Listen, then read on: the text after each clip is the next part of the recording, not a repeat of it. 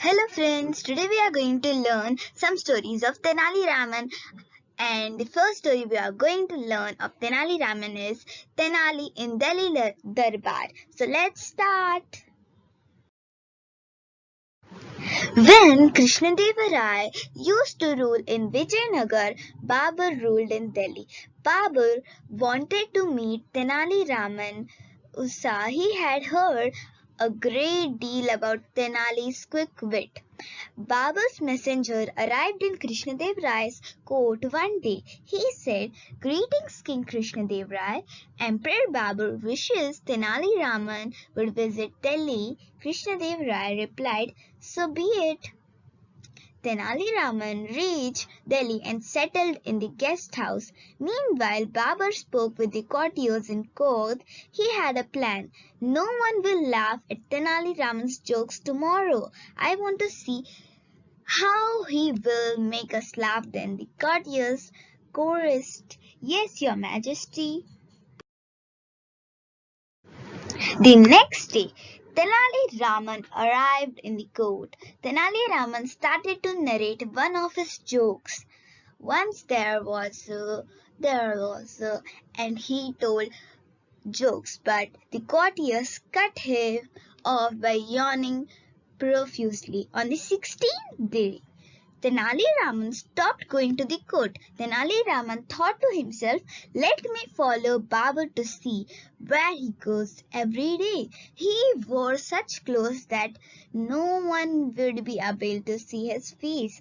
Babur and his minister would walk by the Yamuna every morning. Babur said, while giving gold coins to beggars, "There you go, make good use for them." Tenali Raman thought of a plan. The Tenali Raman disguised himself as an old man. He also had a spade and mango sapling. Tenali Raman thought, "Let me wait for the king here." Seeing the king approach, Tenali began planting the sapling. Baba said, "You're old. You won't be alive when this tree bears fruit. Why are you planting it?" Tenali Raman said, "Your Majesty, I tasted the fruits of trees my forefathers planted." Similarly, Babur exclaimed, "That is noble thought." Wanting to reward the old man, Babur took a bag and said, "Here, take this bag of gold coins." Tenali Raman replied, "Thank you, your majesty. You have given me the fruit of planting this sapling before it has grown." Babu, pleased with his answer too, said, "Well done. Again take the second bag of gold coins." Tenali Raman said, "A tree gives fruit once a year, but I am getting the fruit of my labor twice, your majesty." Babun Babur again appreciated this clever reply. He said, "Bravo, the third bag of gold coins is also yours." Babur's minister whispered to him, "Your Majesty, at this rate you will give all your wealth to him." "Let's go," Babur laughing agreed. Tenali Raman took off his fake beard and called out to them as they were going, "Your Majesty, please look at me." Babur was astonished and Tenali Raman's intelligence. He said, "Tenali Raman, you are truly a great wit. Come back to court for more rewards." Tenali Raman went back to Babur's court and entertained him for many days. Finally, he returned home. Krishnadev Rai said, "You have brought glory to the kingdom, Tenali." Tenali Raman flashed back, "Your Majesty, then I deserve a award from you too." Krishnadev Rai said, laughing, "Yes, indeed. Here are 10,000 gold coins." Tenali Raman replied, "Thank you, Your Majesty." Friends, there is one more story for you of Tenali Raman. Tenali Raman and the greedy brahmins.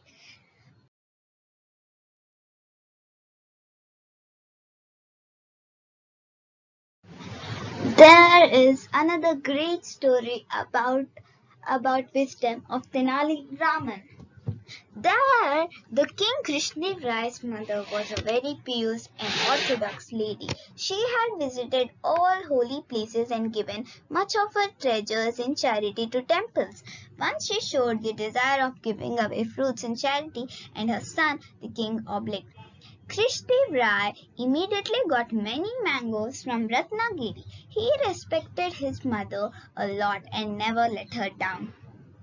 But unfortunately, before the auspicious day could arrive, his mother died. Krishnadev followed all religious rites. They went on for many days. On the last day, the king called some Brahmins and said, "My mother's last wish was to offer mangoes to Brahmins, but she could not fulfill this wish and died. What can I do so that my mother's last wish could be fulfilled and she rest in peace?" The the Brahmins were greedy. They said that only if the king would give each Brahmin a gold mango hum, would his mother be able to rest in peace. Krishnadevara, on hearing this, immediately ordered some gold mangoes to be made and presented them to the Brahmins, thinking now his mother would be happy and peaceful. Tenali Raman heard about this and he called those Brahmins to his home to perform the last rite ceremonies of his own mother. When the Brahmins came to Tenali's house, Tenali closed all the doors and windows and stood in front of them with a red hot iron rod. The Brahmins were taken aback, but Tenali removed their confusion. "My mother had knee pains and was a remedy. She wanted me to cure her with this hot iron rods, but she died before I could help her. So now I want to fulfill her wish by giving you all this treatment," Tenali said to the Brahmins. The Brahmins were shocked and said that it is injustice on them and that will not be able to part of it. But Tenali said that since they had taken the golden mangoes from the king because that way it could provide peace to his dead mother, this was the way Tenali's mother could find peace. The greedy Brahmins understood that they had not done right and they returned the mangoes to the king. Later, Tenali Raman told King Krishnadevara that the treasure of the palace should not be exploited by giving them such greedy people. Instead, it should be put to feed and serve the needy. Your moral of the story is you should not be greedy and take more than you need. We have one more story of Tenali Raman, that is Tenali Raman and two thieves. I hope you enjoy the story.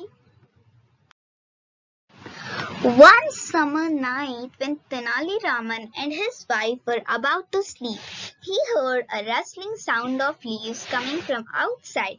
There was not even a slightest breeze blowing at the time, so he presumed that there were some thieves hiding in the bushes. He figured that they must be planning to rob his house in the night. He thought of a plan and said to his wife, "My dear, I have heard that some notorious thieves were on the loose in my neighborhood, so let's hide all the jewelry and money that we have in the well." A little later, Tenali Raman and his wife came out of the house carrying a big trunk and dropped it into the well. And then they went back inside the house and pretended to be asleep. The thieves waited for a while and then started drawing water from the well.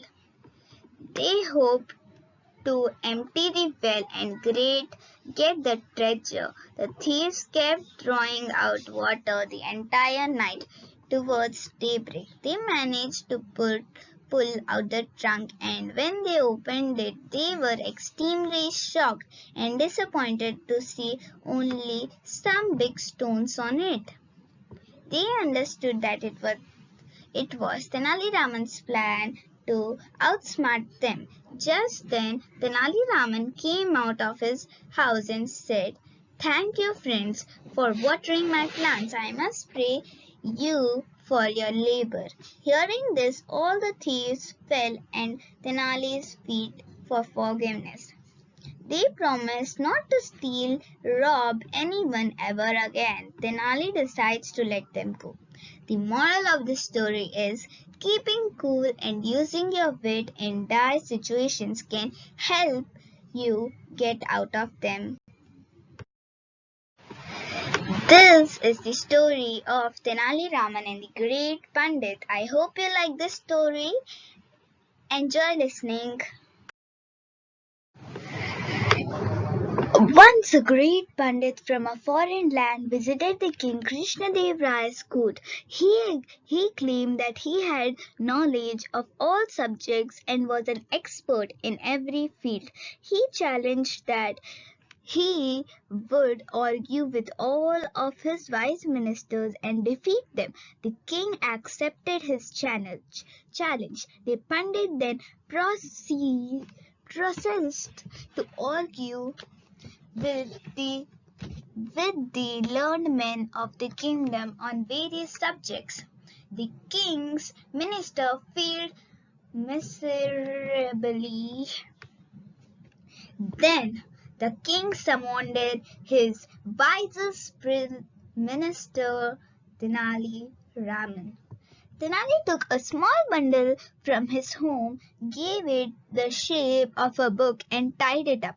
Then he went to the court and announced that he was ready to argue against the Pundit, but on the condition that the topic of their debate would be based on the great book Tilakshita Mahishabandam.